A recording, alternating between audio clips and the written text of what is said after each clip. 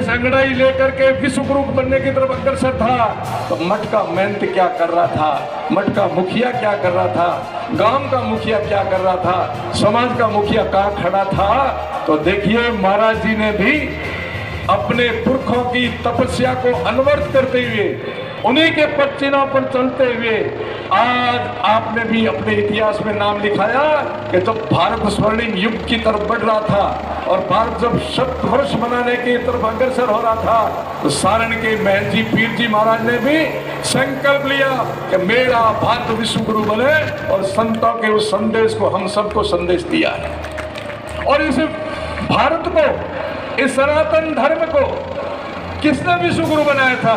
गुरुओं ने तो विश्व गुरु बनाया था। कौन गुरु? जगत गुरु ब्रह्मा, ब्रह्मा गुरु सन्यासी, इन्होंने ही विश्व गुरु भारत को बनाया था, और पुनः भारत को विश्व गुरु हमें बनाना है। पर इतिहास सबका लिखा जाएगा, सबकी भूमिका देखी जाएगी। जब भारत विश्व गुरु बन रहा था, भारत महाशक्ति बन रहा था, तब कौन कहाँ खड़ा था? तो मैं इतना ही कहता हूँ, ये स्वर्णिम युग हमारा है, ये इतिहास हमारा इतिहास है। इतिहास में वो काम कर जाएंगे जिससे हम अपने जीवन को भी सफल करेंगे और आने वाली पीढ़ी को भी एक नया संदेश देके जाएंगे कि इस प्रकार से अपने कर्तव्य का बोध करके राष्ट्र हितार्थ, धर्म हितार्थ हम सबको अपना कर्तव्य पालन कर एक उदाहरण प्रस्तुत करना है कि जय जय भारत, जय जय सनातन, बोलिए भारत माता की। समय की कमी के कारण से उनको भी अपना उद्बोधन छोटा करना पड़ा। ये मैं सोचता हूँ कि हमारे लिए कमी रह गई आज। कई महान संत हैं जो समाज को मार्गदर्शन देते हैं। इनकी तपस्या का ही परिणाम है कि देखिए, राजस्थान में भारतीय जनता पार्टी की सरकार बनी, उसके बाद में हरियाणा में भारतीय जनता पार्टी की सरकार बनी, उसके बाद महाराष्ट्र में भारतीय जनता पार्टी की सरकार बनी, और अभी 2 दिन पहले दिल्ली में भी भारतीय जनता पार्टी की सरकार बन गई। ये सब आपकी तपस्या का परिणाम है, आपकी, और जो आपने कल्पना की थी उस कल्पना को साकार करने में जनता जनार्दन ने जो सहयोग दिया, इसके लिए मैं आप सबका भी बहुत बहुत आभारी हूँ। बंधुओं, वैसे तो मुझे केवल मेरे निमित्त एक मांग दी गई है, बाकी मांगे तो मैं राजस्थान सरकार के पास में पहुँचाऊँगा। मुझे इन्होंने बताया है कि एक बस स्टैंड के लिए 10 लाख रुपये देने हैं, तो तेरा तुझको अर्पण क्या लागे मेरा, वो 10 लाख रुपया बस स्टैंड बनाने के लिए मेरे सांसद स्थानीय विकास कोष में से और हम स्वीकृत कर रहे हैं। बाकी देखिए, राजस्थान की सरकार और दिल्ली की सरकार अब मिलकर के केंद्र की सरकार के साथ में पूरी ताकत के साथ जुड़ेगी। और आप सबको पता है कि हिंदुस्तान के प्रधानमंत्री आदरणीय नरेंद्र भाई मोदी जी दुनिया में भारत का वर्चस्व बढ़ा रहे हैं, भारत की प्रतिष्ठा बढ़ा रहे हैं। ये सब आप सबके सहयोग के कारण से है। आप सबने जो आशीर्वाद दिया भारतीय जनता पार्टी को, जिसके कारण से एक प्रतिनिधि आपने यहाँ से जिता करके भेजा, और वही कारण है कि हिंदुस्तान में नरेंद्र भाई मोदी तीसरी बार देश के प्रधानमंत्री बने। मैं इसके लिए आप सबका अभिनंदन करना चाहूँगा। आपने केसाराम जी को जिता करके भेजा, तो डबल इंजन की सरकार राजस्थान में बनी, इसके लिए भी मैं आपको बधाई देना चाहता हूँ, आपका अभिनंदन करना चाहता हूँ, आपको धन्यवाद देता हूँ। देखिए, केंद्र की सरकार बहुत योजनाएं बना रही है, और आप सबको पता है कि नरेंद्र भाई मोदी जी एक सामान्य परिवार से उठ करके आए थे। उनको पता है कि हमारे आम नागरिक को किस प्रकार की आवश्यकता रहती है। इसको ध्यान में रखकर उन्होंने योजनाएं बनाई, और योजनाएं इस प्रकार की बनी कि जिससे आम आदमी का जीवन स्तर ऊंचा उठ सके, आम आदमी मजबूत बन सके, आम आदमी समर्थ बन सके। इस प्रकार की योजनाएं आदरणीय नरेंद्र भाई मोदी जी ने दी।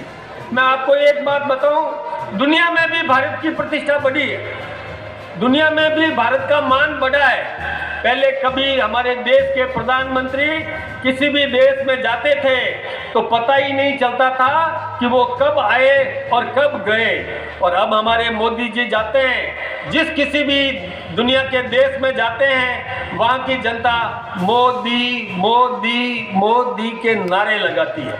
ये हमारे लिए गौरव की बात है, ये हमारे लिए प्रसन्नता की बात है। मैं आपको ये भी बताना चाहूँगा कि दुनिया के 40 से अधिक देशों ने अपने देश का सर्वोच्च सम्मान हमारे देश के प्रधानमंत्री नरेंद्र भाई मोदी जी को दिया। मैं महान संतों को भी निवेदन करना चाहूंगा कि नरेंद्र भाई मोदी जी ने कई मुस्लिम देशों में भी मंदिर बनवाने का काम कर दिया। यह हमारे लिए गौरव की बात है।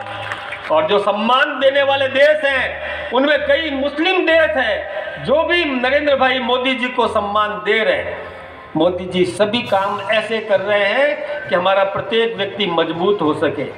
देखिए, अभी सोलर पैनल्स की बात करी, हमारे राजस्थान के मुख्यमंत्री भजन लाल जी ने भी घोषणा कर दी कि घर घर में सोलर पैनल लगाएंगे तो सब्सिडी मिलेगी, बिजली घरों में पैदा होगी तो आपके बिजली के बिल नहीं आएंगे। ये कितनी बड़ी बात है कि आम आदमी को किस प्रकार से मजबूत करने के लिए उन्होंने योजना बनाई। यही नहीं, किसान सम्मान निधि देने का काम किया। 6,000 तो नरेंद्र भाई मोदी जी दे रहे हैं और 2,000 भजन लाल जी उसमें जोड़ करके हमारे किसान को दे रहे हैं। यही नहीं, हमने मिनिमम सपोर्ट प्राइस बढ़ाया। किसान जो उपज पैदा करता है उस उपज को खरीदने के लिए और मूल्य निर्धारित करके और पूरा का पूरा और धान सरकार ने खरीदने की घोषणा करी। अभी अभी की बात है, नरेंद्र भाई मोदी जी ने जो बजट दिया उस बजट में भी 1 रुपये का टैक्स जनता पर नहीं लगाया। 1 रुपये का टैक्स लगाए बिना आप सबको पता है सालाना इनकम पर कोई टैक्स नहीं देना पड़ेगा। इनकम टैक्स भी उन्होंने 12 लाख तक मुक्त कर दिया, उल्टा 80,000 रुपये की बचत और हो जाएगी। इस प्रकार की घोषणा हमारे देश के प्रधानमंत्री जी ने की। यही नहीं, जितना तिलहन आप पैदा करोगे पूरा का पूरा तिलहन सरकार खरीदेगी। इस प्रकार की घोषणा भी हमारे देश के प्रधानमंत्री नरेंद्र भाई मोदी जी ने की। हमारे भजन लाल जी भी पीछे नहीं है। जब से मुख्यमंत्री बने तब से, और ERCP आपने नाम सुना होगा, आप में से कई लोग जयपुर भी आए होंगे, और वो जो पानी मध्य प्रदेश से हमको मिलना था लंबे समय से अटका हुआ था। वसुंधरा जी के समय में योजना बनी थी लेकिन कांग्रेस सरकार ने कोई भी काम नहीं किया, और भजन लाल जी ने आते ही और केंद्रीय जल शक्ति मंत्री के साथ मिलकर मध्य प्रदेश के मुख्यमंत्री के साथ समझौता करके, और आपको पता है कि 9 दिसंबर को प्रधानमंत्री नरेंद्र भाई मोदी जी की मौजूदगी में वो MOU कर दिया, समझौता कर दिया, टेंडर हो गए, काम शुरू हो गया। यही नहीं, 1992 में उस सब्जी को पता है कि हरियाणा में हमने पैसा जमा करा दिया था, लेकिन हरियाणा में कभी कांग्रेस की सरकार तो राजस्थान में बीजेपी की सरकार, कभी राजस्थान में कांग्रेस की सरकार तो हरियाणा में बीजेपी की सरकार। इस कारण से वो रुपया लगा नहीं। भैरव सिंह जी ने जमा कराया था, वो रुपया लगा नहीं। अभी हरियाणा में हमारी सरकार, राजस्थान में हमारी सरकार, और वो समझौता भी हो गया। हरियाणा का पानी भी अब राजस्थान को मिलने लगेगा। ये काम भी हमारे इलाके के लिए लाभप्रद होगा। इसी प्रकार से जवाई पुनर्वर्ण योजना, जिसमें वसुंधरा जी ने 6,000 करोड़ रुपया स्वीकृत किया था, लेकिन कांग्रेस ने, और हमारा शासन चला गया, कांग्रेस आ गई, 1 रुपया उस पर नहीं लगाया। और अभी फिर से भजन लाल जी ने वो भी रुपया स्वीकृत कर दिया और वो भी काम बहुत जल्दी शुरू होगा। आपके इलाके को भी पानी पीने को मिलेगा।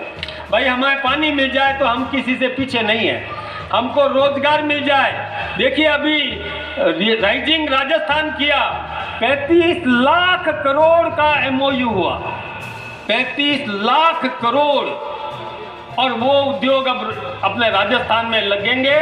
और जब उद्योग लगेंगे तो हमारे नौजवानों को रोजगार मिलेगा, हमारे लोगों को बंबई या बाहर भागने की जरूरत नहीं पड़ेगी। यहाँ उद्योग लगेगा और यहाँ काम मिलेगा तो आप सबकी संपन्नता बढ़ेगी।